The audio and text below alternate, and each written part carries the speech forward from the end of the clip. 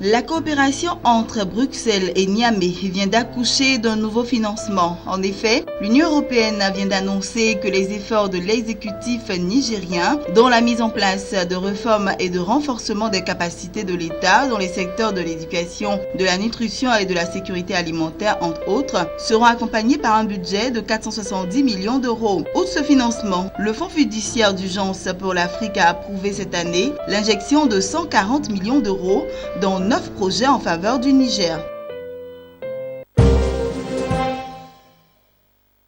Des groupes automobiles japonais sont proches de lancer des usines d'assemblage de véhicules utilitaires et de camions en Algérie, a fait savoir l'ambassadeur nippon à des journalistes lors de la rencontre d'un club des affaires réunissant des investisseurs des deux pays. Cette annonce intervient dans le sillage d'autres déclarations de constructeurs européens comme PSA, Peugeot, Citroën ou encore Volkswagen. Ces groupes ne souhaitent pas perdre le lucratif marché algérien de l'automobile, mais les autorités ont imposé aux concessionnaires automobiles de construire des usines d'assemblage de véhicules dans le pays sous peine de voir leur licence d'exploitation retirée.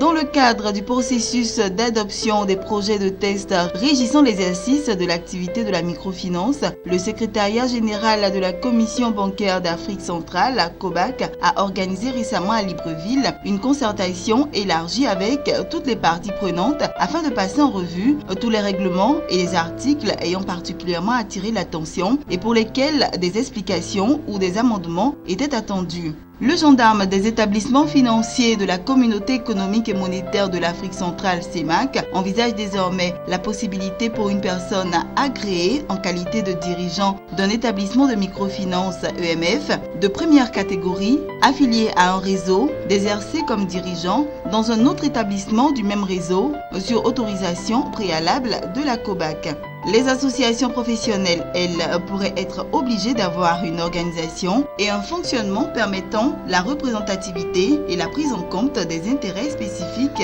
de chaque catégorie d'établissement de microfinance.